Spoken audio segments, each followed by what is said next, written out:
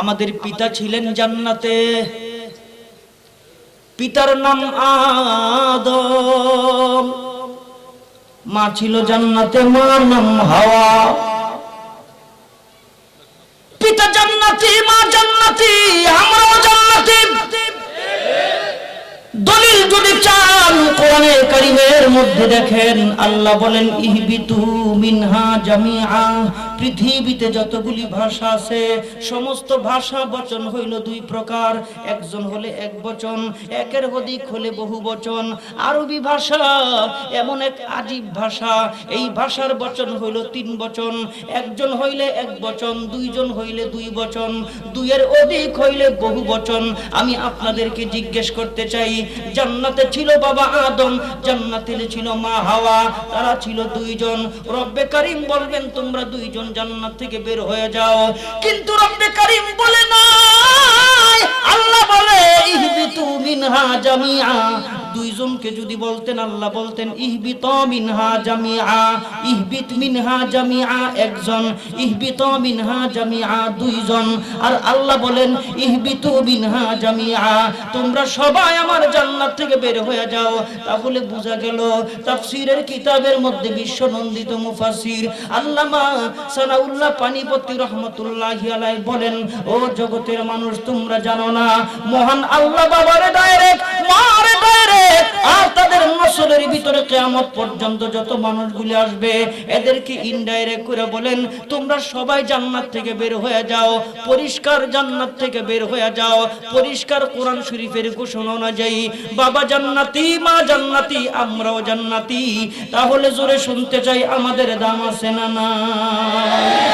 আমরা জান্নাতি, বাবা জান্নাতি, মা জান্নাতি, আমরাও জান্নাতি। আমাদেরকে তোমরা যদি দাবায় রাখতে চাও পারবা না, জেলখানার ভিতরে রাখতে পারবা না, আমাদেরকে লাল চক্ষুর ভয় দেখায় পারবা না, অস্ত্রের ভয় দেখায় পারবা না। ক্ষণিকের জন্য হয়তো হইতে পারে, ওই যে আল্লাহর নিজাম দেখো, টাকলা বুড়ো বেশি দিন আল্লাহ সময় দেয় নাই, ওরে আল্লাহ এমন বেজ্জতি করছে এখন পালাইবার জায়গাও খুঁজে পায় না। আমাদেরকে কেউ যদি চক্রাঙ্গানি দেখায় আর যদি বলে তোমাদের খবর আছে, আর যদি বলে রাষ্ট্রধর্মী ইসলাম থাকবে না, আর যদি বলে কোরআন থাকবে না, আর যদি বলে মসজিদ থাকবে না, আর যদি বলে মাদ্রাসা থাকবে না, তোমাদেরকে পরিষ্কার জানাই দিতে চাই, আমাদেরকে ভয় দেখায় লাভ নাই। এই হুঙ্কার যদি রাজপথে দিবে পালাইবার জায়গা পাবা না, পাবা না, পাবা না।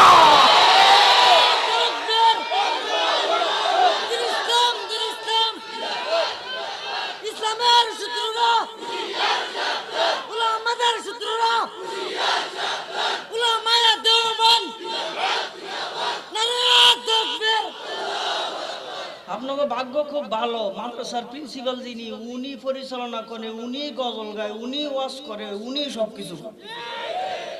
এমন সাদা দিলের মানুষ আর পাইবেন? আমগো মুরব্বীর এমন সাদা দিলের ফেস গুস কম বুঝে, হেরা ফেস গুস করে, এই ফেসের মধ্যে হেরাই পড়ে, কথা কয় না? ধরাইছেন মনে না? নদীর পার আছে, অসুবিধা কি? সাঁতার মাতার জানেননি? আমি মাশাআল্লাহ জানি, অসুবিধা নেই, সবই জানি, সাঁতার মাতার সবই জানি।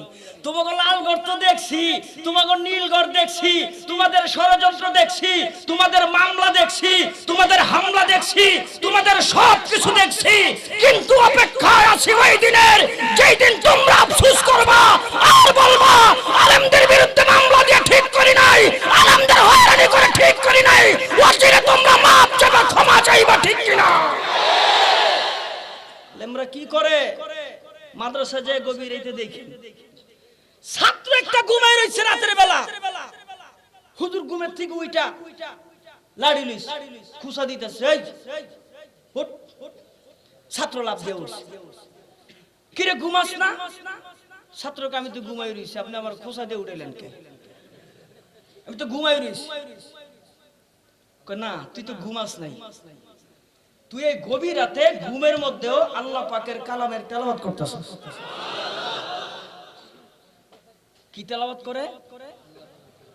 والشمس وضحاها والقمر إذا تلاها والنهار إذا جلاها والليل إذا يغشاها والسماء وما بناها والأرض وما طحاها ونفس وما سواها فألهمها فجورها وتقواها قد أفلح من زكاها وقد خاب من دساها كذبت ثمود بطغواها إذ انبعث أشقاها فقال لهم رسول الله ناقة الله وسقياها فكذبوه فعقروها فدمدم عليهم ربهم بذنبهم فسواها ولا يخاف عقباها হুজুর ডাক দিয়ে বলেন কি রে তুই রাতের বেলা কোরআন তেলাওয়াত করছ কেন তোরে না ঘুমাইবার দেছি সকাল বেলা আবার কোরআন শরীফের তেলাওয়াত করবি এবার ছোট বাচ্চাটা লাফ দিয়ে উঠা ডাক দেখো হুজুর আমি তো ঘুমাইতে আছি কিন্তু ঘুমের ঘরে স্বপ্ন দেখি সকালবেলা আমার হুজুরের সামনে বৈশা বৈশা আমি কোরআন শরীফের 7 সবক দিতেছি এখন যদি আওয়ামী লীগের বড় লিডারের জিগান 7 সবক কি হয় কইতারো বিএনপিটা কইতারো জাতীয় পার্টি কইতারো 7 সবক বুঝে কথা কয় না বুঝে 7 সবক তুমি এটা আবার কি জীবনের প্রথম হলাম জোরে কোন ঠিক কিনা এখনো বাংলাদেশে বহু আছে যদি জিগায় তোমার নবীর নাম কি কয় বড় পীর আব্দুল কাদের জিলানী বড় আফসোস নবীর নাম জানেন না নবীর নাম জানে না ইসলাম জানে না দিন শিখে নাই শুধু শিখছে ঠিক কিনা মইরালো তোরে বুঝাইবো ওইটা কারে কথা কয় না ধরান ধরান প্রয়োজন নদীর জাপ দিব আমরা নাকি নদীর জাপ দিমু গুণীগঞ্জ এরা কয় তোরে দৌড়ানি দিছে তুই দৌড়াস কে বেড়া একবার খারিয়া সাহস করে দেওস না শিয়ালরা চালাক কয় কিলে জানেননি শিয়ালরা চালাক কয় এই কারণে শিয়ালরা যখন দৌড়ানি দেয় শিয়ালেও দৌড়ানি দেয় আবার দৌড়ানি যে দেয় হ্যাঁ যখন থামে না শিয়ালও থামে শিয়াল থামে কি করে যদি আবার দৌড়ানি দেয় তাহলে আবার দৌড় দেয় আর যদি খারায় আবার বারবার খারায় তুমি খারায় দেখো না তোমার দমক দিছে তাতে কি হয়েছে তোমার এই করছে তাতে কি হয়েছে একবার খারায় দেখো না তাগুদের ভিত বড় নরম আর ইমানের ভিত বড় মজবুত শক্ত এটা জাতা দিলে খেলে বার হয় জাতা দিলে খেলে বার হয় ইসলাম দামায় রাখার জিনিস না দিন দামায় রাখার জিনিস না এটা যত জাতা দিব ততই খালি বাড়বো ওই যে দেখেন না বাড়ি হয় না সুনামগঞ্জ মুরব্বী মানুষ ছেলে গো ডাক দিয়ে আমি ঢাকা যাবো কয় কিল্লিগে কয় বাঘ দেখি ছেলেবেলারা টাকা পয়সা উড়ায় বাবারে টাকা পয়সা দিয়া পাঠাইছে ঢাকা যদি ময়রা জায়গা তাহলে শেষ ইচ্ছাটা পূরণ হইব না তো বাবাই যাক বাবাই গেছে ঢাকায় যায় চিড়াখানার সামনে টিকিট কাটছে ভিতরে ঢুকছে ডাক দেখে বাবাজি কয় কি কয় বাঘ কই কয় চাচা এমনি গিয়া এমনি এরপর ভিতরে বিরাট বড় বাঘ চাচা ভিতরে গেছে যাইয়া দেখে বাঘ ঘুমাইতেছে গ্রামের মানুষ তো গ্রামের মানুষ বড় সহজ সরল 12 মাস এই বড় একটা ছাতা ব্যবহার করে যদি জিজ্ঞেস করেন চাচা আপনি 12 মাস এই ছাতা ব্যবহার করেন কেন তখন চাচাই বলবো ছাতা অনেক বড় উপকারী জিনিস কয় কি কি উপকার দেয় রোদের মধ্যে উপকার দেয় বৃষ্টির মধ্যে উপকার দেয় আবার বয়সের ভারে মাঝে মাঝে এটা লাড়িরও কাম দেয় আবার ছোট ছোট ফোলাবেন যদি দুষ্টামি করে এই কামও দেয় কথা ঠিক কিনা এরপরে ছাতা লইয়া খারাইছে চাচা বাঘ দেব বাঘ দেখে ঘুমাইতেছে আর মনে মনে চিন্তা করে এটা বাঘ না ছাগল যদি ঘুমায় বাঘের আদর্শ হলে হুঙ্কার দিব বাঘ হলে এমন করব কত কিছু করব কিন্তু এটা তো ঘুমাইতেছে ওই যে লোহার ছিদ্র দিয়া ছাতার ভিতরে ঢুকাইয়া দিছে খোসা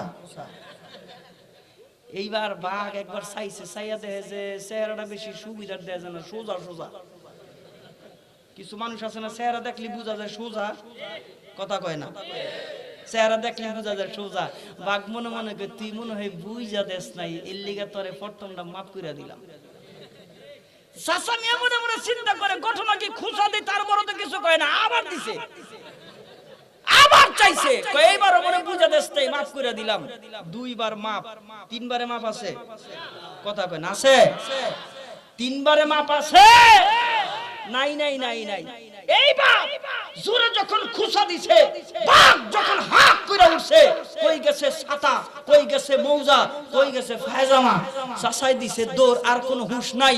মুসলমানকে খুঁচা দাও, মুসলমান কিছু কয় না, ইমানদাররা কিছু কয় না, আলেম ওলামারা কিছু বলে না। বলে কেন?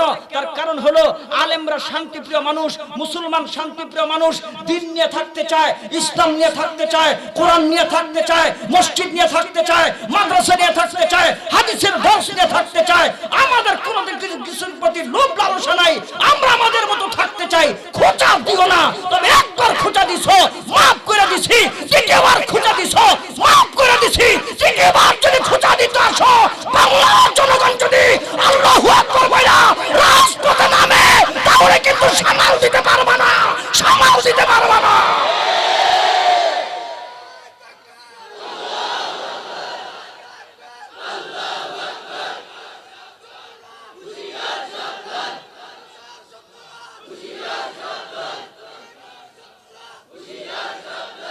আল্লাহ কবুল করেন, জোরে কোন আমিন। এই জোরে কোন আমিন। তাকবীর তো ভালো করে দিতে পারেন না, নারায়ে তাকবীর। বুঝে এগুলি তো কই না, কয় আমরা খাড়া রইছি জায়গা পাই না, আমরা কোন গেলি, যারা বইছে সুবিধা ভোগ করতেছে হেরাকু, এই যে এগুলিও তো কয় না। কি রে ঘটনা কি? ঘটনা কি? দুই হাত উড়ান, সবাই সবাই উড়ান, দেন করা উড়ে নাই, বাম হাত নামান, এক হাত বাম হাত নামান, ডাইন হাত ধরেন, ডাইন হাত মুট করেন, ভালো করে করেন, জীবনের সর্বোচ্চ শক্তি দিয়া নারায়ে তাকবীর, আল কোরআনের আলো। ঘরে জ্বালাইবেন না সংসদেও? ঘরে হুদা না সংসদে জ্বালাইবেন? আদি নামাই লাইছেন। এই যে একটা একটা আল কোরআনের আলো, এ ঘরে না সংসদে, আল কোরআনের আলো, সংসদে চালো, নারায়ে তাকবীর। আল্লাহ কবুল করেন, জোরে কোন আমিন। আমাদের জিন্দা কাবিরদের যেমন দাম, আমাদের মুর্দা কাবিরদেরও তেমন দাম। বলে কেমন দাম? ইমামে আজম আবু হানিফা রাহমাতুল্লাহি আলাইহির জানাজা দেখা ৯০,০০০ কাফের কালিমা পড়া মুসলমান হইছে। ইমামে তাইমিয়ার জানাজা দেখা ৫০,০০০ মানুষ কালিমা পড়া মুসলমান হইছে। ইমামে আহমদ ইবনে হাম্বলের জানাজা দেখা ৬০,০০০ কাফের বেঈমান কালিমা পড়া মুসলমান হইছে। ওদিক দিয়ে বাইজিদ বুস্তামি ৩ বার স্বপ্ন দেখছেন, ৩ বার ডাক দেখে, মালিক আমি কেমনে যাব ওই মজলিসের ভিতরে? আল্লাহ বলেন আমার কারিশমা। বলে কি কারিশমা? রব্বে কারীম ডাক দেখে, বাইজিদ ৫ লক্ষ পাদ্রীদের সমাগম, ওই পাদ্রীদের সমাগমের ভিতরে যাও, আমি আল্লাহর কারিশমা। বলে কি কারিশমা? বলে বুঝা বড় জয় দাও। বলে আল্লাহ কেমনে যাইবো? পর পাদ্রীদের পোশাক পরছেন, পাদ্রীদের পোশাক পরিয়া এবার বাইজিদ ৫ লক্ষ পাদ্রীদের জমায়েতের ভিতরে ঢুইকা গেছেন। আমার বন্ধুগণ, এইবার ভিতরে ঢুকার সঙ্গে সঙ্গে সারা দেশ থেকে যারা আগত হইলেন, যারা উপস্থিত হইছেন, পাদ্রীরা ডাক দিয়ে বলেন, আমাদের সর্দার পুপ, আমরা প্রতি বছর জমা হই, আজকে সর্বোচ্চ জমায়েত, আপনি আমাদেরকে প্রাণ খুলা নসিহত করেন না, আপনি আমাদেরকে প্রাণ খুলা কোনো কিছু বলেন না। বলে কেমনে বলবো? আজকে বলা লাগবে। বলে না, বলা যাবে না। বলে কেন বলা যাবে না? কয় একজন মুহাম্মদীর উপস্থিতি। এবার ডাক দেখে যাহা পানা বইলা দেন, কতল কইরা দেই, শেষ কইরা দেই। না না, শেষ করা যাবে না। আমি আপনাদেরকে জিজ্ঞেস করতে চাই, বাঁচাইবার মালিক কে? আরো জোরে কে? না না, শেষ করা যাবে না। আমি ওরে প্রশ্ন করব, আমার প্রশ্নের জবাবগুলো যদি সঠিকভাবে দিতে পারে ওরে সসম্মানে ছেড়ে দিব, আর যদি প্রশ্নের জবাব দিতে না পারে আমি নিজ হাতে হত্যা করব। আবারও জোরে শুনতে চাই, বাঁচাইবার মালিক কে? আল্লাহ বাঁচাইবার মালিক। এবার ডাক দেখে বাইজিদ আসছে। বাইজিদ রে একটা দুইটা তিনটা না ৬২টা প্রশ্ন করছে বাইজিদ রে প্রশ্ন করতে দেরি, জবাব দিতে দেরি নাই। বাইজিদ বলো, 1 2 নাই, 2 3 নাই, 3 4 নাই, 62টা প্রশ্ন করার সঙ্গে সঙ্গে বাইজিদ বুস্তামি সঙ্গে সঙ্গে জবাবগুলি দিয়ে দিতেছেন। 62টা প্রশ্ন জবাব দিয়ে দিলেন। এবার ডাক দিয়া বাইজিদ বলেন, ও পুব, তুমি আমারে 62টা প্রশ্ন করছো, আমি জবাব দিয়ে দিছি, আমি তোমার একটা প্রশ্ন করতে চাই, জবাব দিবানি?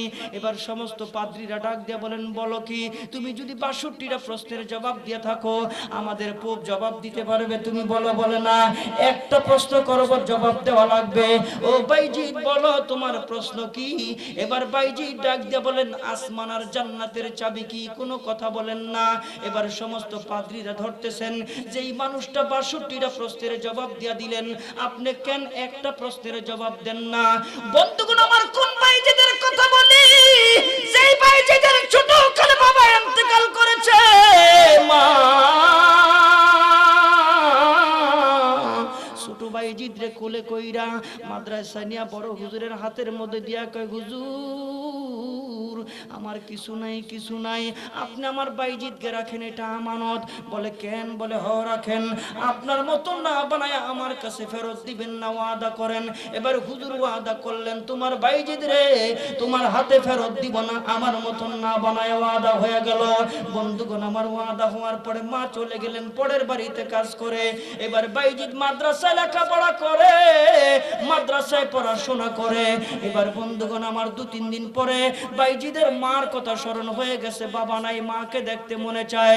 এবার হুজুরের কাছে গিয়ে ডাক দিয়ে বলেন, হুজুর আমার বাবা নাই, আমার মার চেহারা দেখবার বড় মনে চায়, অনুমতি দেন, আমি দেখবো মার চেহারা। এবার হুজুর ডাক দিয়ে বলেন, অনুমতি দেওয়া যাবে না, তোমার মার সঙ্গে ওয়াদায় আবদ্ধ, বলা যাবে না, দেওয়া যাবে না। ডাক দিয়ে বলেন, না হুজুর আমাকে দেওয়া লাগবে, কান্নাকাটি করতেছেন বাচ্চা মানুষ। এবার হুজুর মনে মনে চিন্তা করে, বিরাট বড় সুযোগ যায়, পড়া আদায় করার বিরাট বড় সুযোগ যায়। বাইজিদ এদিকে আসো। এবার ডাক দিয়ে বলেন, তুমি যদি 1 ঘন্টার ভিতরে 2 পারা কোরআন শরীফ আমারে মুখস্থ শোনাইতে পারো, আমি তোমারে অনুমতি দিয়া দিব। বাইজিদ কোরআন শরীফটা নিয়ে কোনার মধ্যে গিয়া আসমানের দিকে তাকায় ডাক দিছে, আল্লাহ। কোন আল্লাহর ডাক দিছে? আল্লাহু লা ইলাহা ইল্লা হুয়াল হাইয়ুল কাইয়্যুম।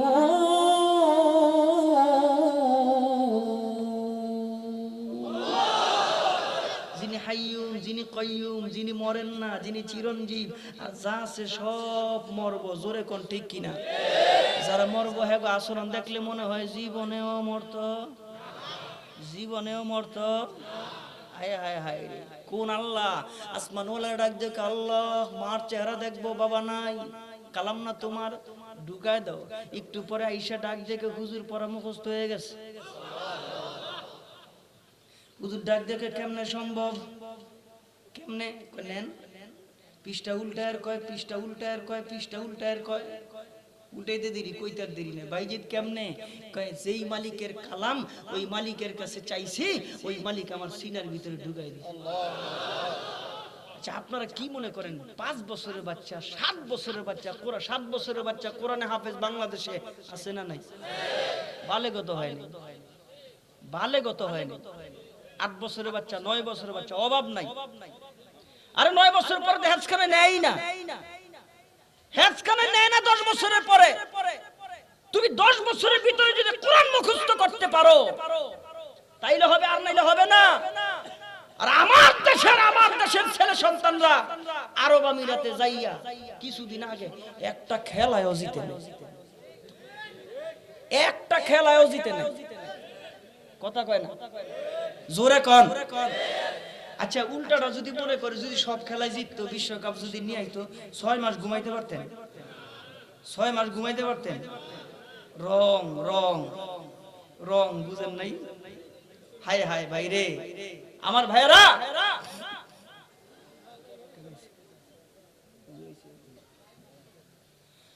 আমার ভাইরা, এই একই আরব আমিরাতে, একই রাষ্ট্রে, যেই রাষ্ট্রে আমাদের ছেলেরা একটা খেলায়ও জিতে নাই, ক্রিকেট খেলায়, এই একই রাষ্ট্রে আমার বাংলাদেশের সন্তানেরা গত বছর করোনার কারণে হয়নি, এর আগের বছর 103টা 160টা রাষ্ট্রের মধ্যে কোরআনের প্রতিযোগিতা দিয়া গোটা পৃথিবীরে জানাই দিছে, ক্রিকেট দিয়ে পারি নাই, ফুটবল দিয়ে পারি নাই, দাবা দিয়ে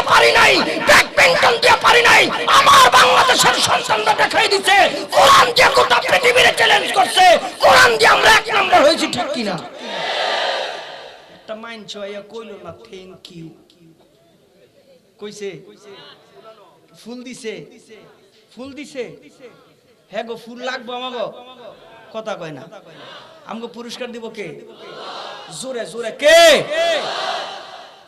আমার ভাইয়েরা শর্ত পূরণ হয়ে গেছে যা বাইজিৎ দৌড়ে বাড়ি দরজার মধ্যে হাত দিয়ে কয় মা দরজা খোলো কে আমি বাইজিৎ মা ডাক দেখো না তুমি আমার বাইজিৎ হইতে পারো না কেন হুজুরের সঙ্গে আমার ওয়াদা হয়েছে আমার সন্তানকে হুজুরের মতো না বানায় আমার ঘরে ফেরত দিবে না তুমি আমার বাইজিৎ হইতে পারো না দরজা খুলবো না মা গো আমি বাইজিৎ না দৌড়ে ছোট বাচ্চা হুজুরের কাছে গিয়া কে হুজুর কি হইল ঘটনাটা কি বলেন হুজুর ডাক দেখো তোমার মায়ের সঙ্গে ওয়াদায় আবদ্ধ হইছি আমার মতো না বানায় দিব না এই কারণে তোমার মা দরজা খুলে নাই এবার বাইজি ডাক দিয়া কয় আমি আপনার মতন হওয়ার আগ পর্যন্ত চেহারা মাকে দেখাইব না লেখাপড়ায় লাইগা গেলেন আধ্যাত্মিক জগতে মেহনত আরম্ভ করে দিলেন 10-12 বছর মেহনত করার সঙ্গে সঙ্গে বড় আলেম হয়ে গেলেন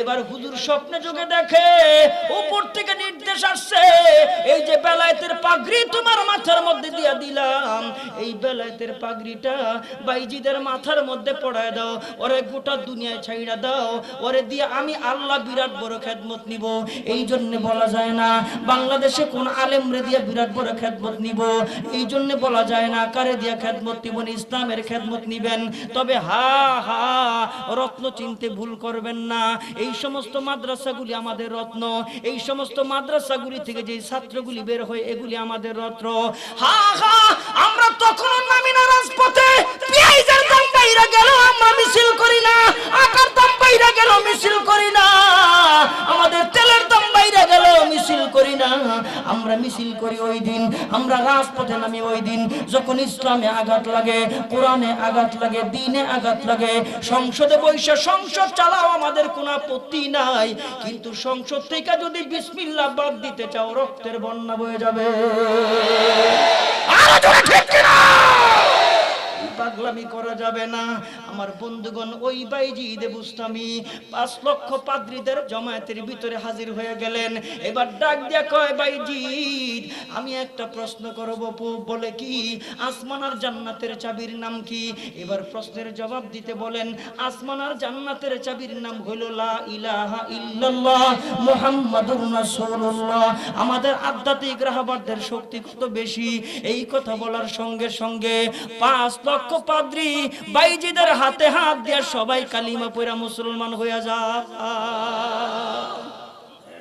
আমগো কিছু লাগে না আমাগো আধ্যাত্মিক শক্তি এগুলি তোমরা বুঝবা না যারা দুনিয়া থেকে চলে যাচ্ছে এই জন্যই বড় ভয় লাগতেছে আল্লাহ মাহমুদ শফির আল্লাহ উঠাই নিয়ে গেছে জুনাদ বাবুনগরে উঠাই নিয়ে গেছে তাফাজ্জুল হবিগঞ্জিরে উঠাই নিয়ে গেছে নূর হোসেন কাসিমিরে উঠাই নিয়ে গেছে চাঁদগামিরে উঠাই নিয়ে গেছে তবে ভয় লাগে ভয় এই জমিনে কবে জানি গজব আসে এই জমিনে গজব আসে না এই মাদ্রাসার কারণে এই জমিনে গজব আসে না মসজিদের কারণে এই জমিনে গজব আসে না আল্লাহ ওয়ালাদের কারণে আল্লাহ ওয়ালা চিন্তা যদি তোমরা ভুল করো তাহলে আল্লাহ বাংলা তসনস করতে একটা সেকেন্ড সময় লাগবে আরো জোরে লাগবে আল্লাহর সময় লাগে ফজরের সময় শুয়ে রইছি আজান হবে হবে ঠিক এমন সময় দিয়ে বিল্ডিং সুদ্দালর আপনাকে দিকে হয় নাই হইছে যারা খবর পাইছেন হ্যাঁ আর যারা ঘুম দিছে তো খবর নাই সকালবেলা উঠে কয় কিতা হইছে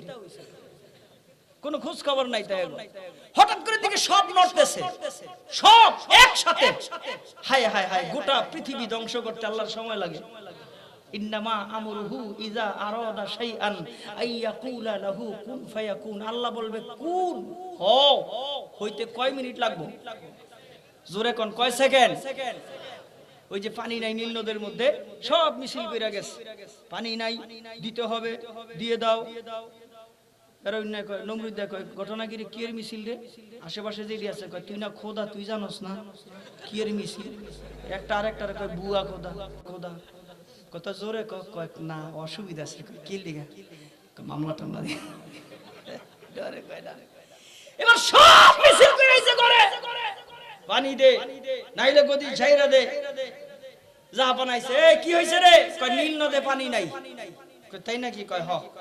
কয় ঠিক আছে, নীল নদে পানি দিমু। কবে? আগামীকালকা। আগামীকালকে পানি দিব। কেমন খোদার খোদা। তে একটা আরেকটারে ডাইকা বলে পানি আগামীকালকে দিব। এবার সবগুলি যায় আর মনে মনে কয় কেমন খোদা রে, পানি বলে কালকে দিব। কয় রাখ, এতদিন ধৈর্য ধারণ করছস, আর একটু ধৈর্য ধারণ কর। কয় কি? আর একটু ধৈর্য, যদি আগামীকালকে পানি দিতে না পারে বাইরে হের খোদাগিরি 12টা বাজান। সিদ্ধান্ত নিয়ে নিছে মনে মনে, মনে মনে সিদ্ধান্ত পাকা। এবার সব যায়। তাফসীরের কিতাবের মধ্যে মুফাসসিরিনে কেরাম লেখেন আগামীকালকে আসতে মাঝখানে একটা রাত পরে, একটা রাত পরে। এই রাতে যা করার সে করবে।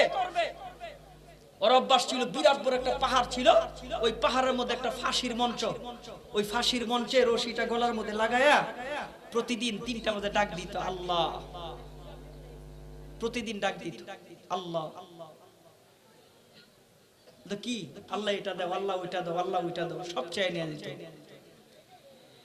নীল নদের পানি নাই, রাতে 3টা বাজে গিয়ে হাজির, ডাক দিছে আল্লাহ। আল্লাহ কয় কি? আল্লাহ আমি যে কয় নাম্বারের খোদা এটা দুনিয়ার মানুষ জানুক আর না জানুক তুমি তো জানো। আল্লাহ পানি নাই, কালকে যদি পানি দিতে না পারো, যদি পানি না দাও বাইরে কিচ্ছু রাখতো না আল্লাহ, যার নাম জনগণ। তাই নাকি? কারণ আল্লাহ ডাক দিলে মায়া লাগে, আল্লাহ কে ডাক দিলে করনা আল্লাহ, মায়া লাগে আল্লাহ। কেন জানেন? ওই যে শয়তানের মারদুদ বাপ মার বের করার পরে শয়তান ডাক দিয়ে আল্লাহ বলে কি, এই আদমের জন্য জান্নাত থেকে বের হইলাম, তোমার আরশের এমন কোন জায়গা নাই যেই জায়গায় আমি সিজদা দেই নাই, যেই জায়গায় আমি ইবাদত বندگی করি নাই। আল্লাহ বলে কি, যাইতেছি, কিছু সুযোগ সুবিধা দাও। কই কি লাগবে ক? আল্লাহ হায়াতটা লম্বা দাও, দিলাম। আল্লাহ মানুষের রক্তের আড্ডা ঢুকার তৌফিক দাও, দিলাম। আল্লাহ দরজা লাগাইবো, আল্লাহ বিল্ডিং বানাওয়ার ভিতরে থাকবো কেমনে, হাওয়া হইয়া ভিতরে ঢুকবার পারি, এটা দিয়া দাও, দিলাম। আল্লাহ এই সুবিধা দাও, দিলাম। আল্লাহ ওইটা দাও, দিলাম। এত খুশি আল্লাহ ডাক দেখে শয়তানে এত খুশি কে? কয় আল্লাহ তুমি যে বান্দা পড়াইবা একটাও আমার ষড়যন্ত্রের হাত থেকে বাঁচতে পারবো না, এত ক্ষমতা তুমি আমার দিছো, একটাও জান্নাতে যেতে পারবো না, সবগুলো আমি জাহান্নামে যাবো। আল্লাহ ডাক দিয়া কয় শোন শোন শোন, তোরে ফ্যাসিলিটি দিছি আমি, তোরে সব দিলাম আমি, খুশ খবরে শুই না যা, তুই আমার বান্দারে ধোঁকা দিতে দিতে 60 বছর 70 বছর 80 বছর 90 বছর পর্যন্ত আমার বান্দারে ধোঁকা দিতে দিতে জাহান্নামের কিনারায় নিয়ে যাবি। আমার বান্দা 90 বছর পরে জাহান্নামের কিনারায় গিয়া যখন তওবার নিয়তে শুধু একবার আমারে আল্লাহ কয়ে ডাক দিব, শোন শোন শয়তান বলে কি, এই একবার তওবার নিয়তে যদি আমি আল্লাহকে আল্লাহ কয়ে ডাক দে, তোর 99 বছরের ষড়যন্ত্র ছিন্ন ভিন্ন করে আমি আল্লাহ আমার বান্দারে টান দিয়া আমার কুদরতি কোলে উঠায়া আমি ঘোষণা দিব জান্নাত। সেই আল্লাহ, সেই আল্লাহ আমাদেরকে ধর্ম দিবেন একটা, সেই ধর্মের নাম হচ্ছে, জোরে বলেন কি? মুসলমান সব সহ্য করতে পারে, ইসলামে আঘাত সহ্য করতে পারে? মুসলমান সব সহ্য করতে পারে, কোরআনে আঘাত সহ্য করতে পারে? মুসলমান সব সহ্য করতে পারে, আল্লাহ আল্লাহর রাসূলের ইজ্জতের আঘাত সহ্য করতে পারে? আল্লাহর কি কারিশমা, কিছুই করা লাগবে না। আল্লাহ পাকের কারিশমা বুঝা বড় দায়। লতিফ সিদ্দিকীর সময় আমরা দেখেছি যুগে যুগে যারা যারা ইসলামকে কটূক্তি করছে, যুগে যুগে যারাই আমার নবীর ইজ্জতে আঘাত করছে, যুগে যুগে যারাই আমার রাসূলের আর রাসূলের ইজ্জতের মধ্যে আঘাত করছে, কিছু বলা লাগে নাই। আল্লাহর পক্ষ থেকে শাস্তির ব্যবস্থা হয়ে গেছে। তবে আল্লাহ তো করবে শাস্তির ব্যবস্থা, আমাদের ঈমানি পরীক্ষা দেওয়া লাগবে। আমরা যদি প্রতিবাদ টুকুনো না করি তাহলে আমাদের ঈমান কতটুকু আছে সেইটাও তো আমাদের প্রশ্ন। এই জন্য যদি কোথাও কোনোদিন দেখেন যে কোন কুলাঙ্গার আমার নবীর ইজ্জতে আঘাত করছে, যদি কোনোদিন কোথাও শুনেন মসজিদে আঘাত করছে, মাদ্রাসায় আঘাত করছে, কোরআনে আঘাত করছে, এই জন্য একটু প্রতিবাদ হলেও করা দরকার। জোরে শুনতে চাই, আছে না নাই? আরো জোরে শুনতে চাই, আছে না নাই? এজন্য যদি হামলা হয় ভয় পাওয়া যাবে, জোরে এজন্য যদি মামলা হয় ভয় পাওয়া যাবে, এজন্য যদি জেলে যাইতে হয় ভয় পাওয়া যাবে, এজন্য ফাঁসির কাস্টে ঝুলতে হলেও ঝুলবো, ভয় পাওয়া যাবে। ভয় পাওয়া যাবে না। মুমিন কোনোদিন ভয় পায় না, তার কারণ হলো মুমিন কোনোদিন সংখ্যা দিয়ে বিজয় লাভ করে নাই, মুমিন কোনোদিন অস্ত্র দিয়ে বিজয় লাভ করে নাই, মুমিন বিজয় লাভ করছেন ঈমানের পাওয়ার দিয়ে। আরো জোরে ঠিক কিনা? মুসলমানের সংখ্যা হলো 10,000 আর কাফেরদের সংখ্যা হলো লক্ষাধিক। যুদ্ধ শুরু হয়ে গেছে, সেনাপতি তাকায় দেখে আসরের নামাজটা কাজা হয়ে যাবে অবস্থা। ঠিক এমত অবস্থায় ঘোষণা দিচ্ছেন যে যুদ্ধের ময়দানে নামাজ তো দুই প্রকারের, দুই সিস্টেমের নামাজ, একদল নামাজে আরেকদল জিহাদের ময়দানে। সেনাপতি ঘোষণা দিচ্ছেন না, সময় নাই, কাজা হয়ে যাবে, কাতার সোজা করে। কাতার সোজা করে দাঁড়ায় গেছে। ওদিক দিয়ে কাফের বেঈমান মুশরিকেরা তাকায় দেখে মুসলমান নামাজে দাঁড়াইছে। সর্বনাশ! মুসলমান নামাজে দাঁড়াইলে ডানেও তাকায় না, বামেও তাকায় না, কাউরে ঘুষাও দেয় না। তবে আমাদের দেশের কিছু কিছু মানুষ নামাজের মধ্যে টেলিফোন আইলে কয়, দোস্ত আমি নামাজে আছি, পরে কথা কই। নামাজ আছে না গেছে? কথা কয় না, আছে না গেছে? হ্যাঁ, নিজেও কইতে পারতাম না নামাজ গেছে। আর একটু ওদিকে চাইতে কি রে কয়, গত সপ্তাহে 2,500 টাকা দামের জুতাটি সরে লেগে গেছে, এলেগে ওদিকে চাইরিস, ওদিক তাকায় আছে। মুসলমান নামাজে দাঁড়াইলে ডানে বামে তাকায় না। হত্যা করার বিরাট বড় সুযোগটা, জোরে কর না, বাঁচাইবার মালিক কে? চতুর্দিক থেকে ঘেরাও করে ফেলাইছে মুসলমানদের, নামাজ ছাড়ে নাই। তীর নিক্ষেপ করতেছে, বৃষ্টির মতন তীর। তীর মারতে মারতে সেনাপতি নামাজ শেষ করলেন, ডান দিকে সালাম ফিরালেন, বাম দিকে সালাম ফিরালেন, বলতেছেন আল্লাহ, আল্লাহর কসম। চতুর্দিকে বৃষ্টির মতন তীর নিক্ষেপ করছে, 10,000 কে 1 লক্ষ। আমরা তাকায় দেখি চতুর্দিকে পাহাড়ের মতন তীরগুলি জমা হয়ে গেছে। আল্লাহর কসম, একটা তীর মুসলমানদের গায়ে লাগবে দূরের কথা, একটা তীরও মুসলমানদের জায়নামাজ পর্যন্ত স্পর্শ করে না। এটার নাম ইসলাম। আর হযরত আলী বুকে বসা, হাতে তরবারি। কাফের নিচ থেকে থুতু মারছে, আলীর চেহারার মধ্যে লাগা গেছে। হযরত আলী বুক থেকে নাইমা গেছে, হাত থেকে তরবারি ফালাই দিয়েছেন, ডাক দিয়ে বলতেছেন, ও কাফের, আমি ঘোষণা দিলাম, আমি তোরে দিল থেকে মাফ করে দিছি। কাফের বড় আশ্চর্য হয়ে গেছে, ডাক দিয়ে বলে, আলী মাফ করছস ঠিক, তবে জানবার বড় ইচ্ছা লাগে, কোন কারণে মাফ করলি? আমি যদি তোমার জায়গায় হইতাম, আমি যদি তোমার পজিশনে হইতাম, মারতাম, মারার পরেও নিজের খুব মিটাইবার জন্য তরবারি দিয়ে আরো বেশি আঘাত করতাম। আলী, কোন কারণে তুমি আমারে মাফ করে দিলা? তোমার চেহারায় থুতু মারছি আমি। হযরত আলী বলেন, এটাই ইসলামের সৌন্দর্য, এটাই রাসূলের আখলাক, এটাই রাসূলের চরিত্র। বলে কেমনে? ডাক দিয়ে বলতেছে, আমি যখন তোমার বুকে আমার হাতের মধ্যে তরবারি, তখন তুমি থুতু মারছো আমার মুখে, আমার রাগ মানুষ হিসাবে আগের চাইতে বাড়ছে। তবে মাফ করছি কেন? মাফ করছি এই কারণে, আমার হাতের মধ্যে যখন তরবারি ছিল, তখন আমার ভিতরে জজবা ছিল ইসলামের জজবা, দ্বীনের জজবা। দ্বীন জিন্দা করার জন্য আমি জিহাদের ময়দানে আসছি। আর তুমি যখন থুতু মারছো আমার চেহারার মধ্যে লাগছে, তখন আমার সাথে সাথে ব্যক্তিগত আক্রোশ বাইরে গেছে। এখন তোমাকে মারলে জিহাদের সওয়াব আমি পাবো না, আমার ব্যক্তিগত আক্রোশ মিটাইবার জন্য তোমাকে হত্যা করা হবে। রাসূলের আখলাক, রাসূলের দ্বীন শিক্ষা আর ইসলামের সৌন্দর্য হচ্ছে তোমার ক্ষমা করে দেওয়া, ব্যক্তিগত আক্রোশ মিটাইবার জন্য না।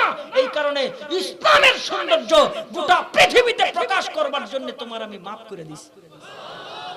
কাফের ডাক দিয়ে বলতেছে, আলী, এটাই যদি ইসলামের সৌন্দর্য হয়, আর দেরি করো না, আমারে কালিমা পড়ে মুসলমান বানায় দাও। আমি আপনাদেরকে সাদা দিলে একটা প্রশ্ন করতে চাই, আলেমদের সরকারের সাথে ব্যক্তিগত কোনো আক্রোশ আছে? বিরোধী দলের সাথে ব্যক্তিগত কোনো আক্রোশ আছে? দিল থেকে জবাব, জোরে জবাব দিবেন, আক্রোশ আছে? কই, আমরা তো সুন্দরভাবে চলতেছি। আমরা রাস্তায় কখন নামি?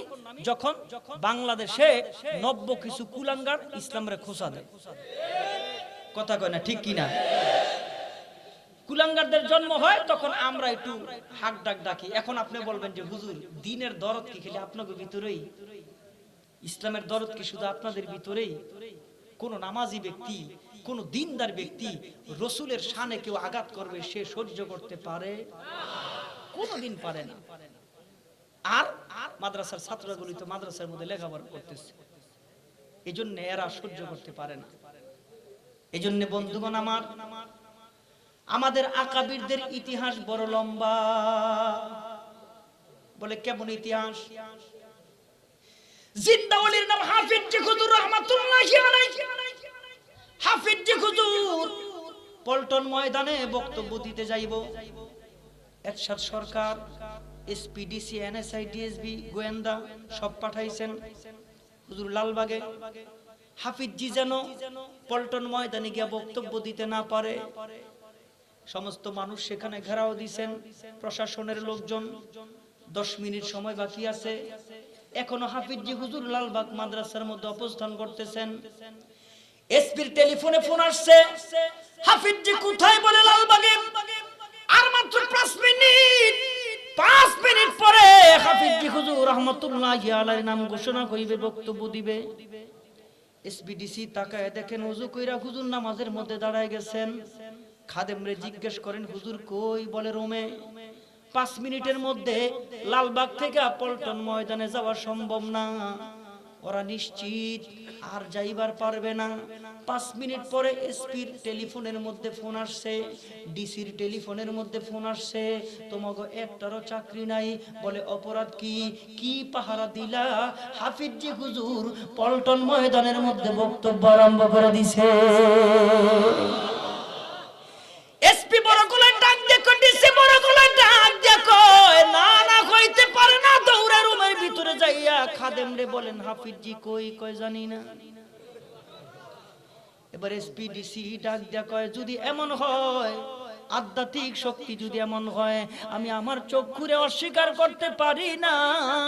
এমন আধ্যাত্মিক শক্তির রাহবার যদি এমন হয়, তাইলে এসপির খেতামারি, ডিসির খেতামারি, আমি সারা জীবনের জন্য হাফিজ জি হুজুরের খাদেম হইয়া গেলাম। খারাই ছিলেন, মার্কাটা ছিল কি গাছ জানেন না? কি গাছ? আরো জোরে জোরে বলেন, জোর হয় না কে? মার্কাটা কি? জীবনে কালকা একজন আইসা ডাক দেখে, হাফিজ জি কয় কি? কি গাছ নিলেন? গাছ বেশি সুবিধার না। কয় কি হইছে? কয় আমগো দেশে বট গাছের মধ্যে শয়তান থাকে। আল্লাহর ওলি হাফিজ জি ডাক দেখে কয়, আমি বুঝা শুই নাই মার্কাটা নিছি রে। আমারে তোমরা যদি ভোট দাও, এই গাছের মধ্যে যেটা থাকে দায়িত্ব নিয়ে নিমু, তোমরা ভালো করে চলবা। এক একজন ইশতিহার দিতেছে, আমি যদি পাস করি আমি তেলের দাম এত করব, আমি যদি পাস করি লবণের দাম এত করব, আমি যদি পাস করি এত এত করব, ব্রিজ করব, এই করব, এই করব। আরেকটা পত্রিকা খুইলা দেখি হ্যাঁ বাথরুম খাই লাইছে। গ্রামের মধ্যে ওই যে টাটকি দিয়া, ওই যে গোল চাকা দিয়া বাথরুম বানায় না, এগুলি সরকারি বরাদ্দ হইছে, এগুলি হওয়া খায়া লাইছে। পত্রিকা খুললে দেখি। হাফিজ জি হুজুরে জিজ্ঞেস করেন, হুজুরও আপনি যদি এই দেশের প্রেসিডেন্ট হন, তাইলে আপনি জনগণের লিগে কি করবেন? তেলের দাম কয় টাকা করবেন? আদার দাম কয় টাকা করবেন? চাউলের দাম কি করবেন? একটু খুইলা কোন। হাফিজ জি হুজুর বিরাট বড় ঘুমটা দিয়ে হাতের মধ্যে তসবিলা খেলে আল্লাহ জবে। আর মাইনছে কই এটা কি খারাইলো? টেলিভিশন দেখলে মাইনছে একটু আইয়ে চেহারাটা দেখাইতে, আর হুজুর দেখালে এই ঘুমটারে লম্বা করতেছে। তো প্রেসিডেন্ট হইয়া কি করব? ঘটনাটা কি? এবার সমস্ত মানুষগুলি এদিক দিয়া, আর হুজুরের সঙ্গী যারা আছে ওনারা তো একটা লিস্টি দিছে যে উমুকে এইটা কইছে, উমুকে ওইটা কইছে। হুজুর হাতের মধ্যে নিয়ে কোনো কিছু কয় না। এবার ডাক দেখে, হুজুরও আপনারা যদি জনগণ ভোট দেয়, আপনি যদি রাষ্ট্রপতি হইতে পারেন, আপনারা যদি বটগাছ মার্কায় ভোট দিয়া সবাই রাষ্ট্রপতি বানায় দেয়, আপনি জনগণের জন্য কি করবেন? এবার হাফিজ জি হুজুর ডাক দিয়া কয়, আমার জনগণ যদি ভোট দিয়া নির্বাচিত করে, আমি বাংলাদেশের 68,000 গ্রামের মধ্যে 68,000 নুরানি মক্তব বানাইব। ওই নুরানি মক্তব 68,000 গ্রামের মধ্যে যদি প্রতিষ্ঠা হইতো, 68,000 গ্রামের মধ্যে যখন কোরআনের তেলাওয়াত হইতো, আল্লাহ তাআলার ঘোষণা, আনজালা মিনাস সামাই মাআন ফাসালাত আওদিয়াতুম বিকদারিহা, যেই জমিনের মধ্যে আল্লাহ পাকের কালামের তেলাওয়াত হয়, আনজালা মিনাস সামাই মাআন আই রাহমাতান, ওই জমিনের ভিতরে মহান আল্লাহ বৃষ্টির মতন রহমত নাজিল করে। 68,000 গ্রামের থেকে এক সুরে সুরে যদি কোরআনের তেলাওয়াত গাইতো, আলিফ লাম মিম আলিফ লাম রা আর কিছু কিছু মানুষ মাত্র বিসমিল্লাহটা আছে সংসদের মধ্যে, এগো শরীরের মধ্যে আগুন দইরা যায়, এগো ভালো লাগে না। এই জন্য কই ৭২-এর সংবিধান ফিরে যাইতে হবে। আমরা কই ৭২-এর সংবিধান না, আরো যদি সংবিধান আছে সব সংবিধানে ফিরে যান, যা মন চায় তা করেন, ইসলামে আঘাত সহ্য করব না। সব করেন, বিসমিল্লাহ হাত দিতে পারবেন? বন্ধুগণ আমার, এই জন্য ডাক দিয়ে বলেন, আমাদের পিতা হলেন জান্নাতি, আমাদের মা হলেন জান্নাতি, আমরাও জান্নাতি। এই জন্য রব্বে কারীম ডাক দিয়া কয় তোমরা জান্নাতি, আবার আমি তোমাদেরকে জান্নাতের মালিক বানাইবো। তবে জান্নাতের কাম করা লাগবো, জান্নাতি বানাইবো। জান্নাতের কাম তোমরা কেমনে করবা? ডাক দিয়া কয় আমি আল্লাহ ৭০-৮০ বছর হায়াত দিলাম, এই হায়াতের মধ্যে আমি আল্লাহ দেখবো তুমি জান্নাতের কাজ করো কিনা। আমি আল্লাহ দেখবো। হুজুর মনে হয় সালাম দিন। নারায়ে তাকবীর, নারায়ে তাকবীর। পিসা হুজুরের আগমন, শুভেচ্ছার স্বাগতম। আলহামদুলিল্লাহ, আল্লাহ কবুল করুন। সকলে বলেন আমিন।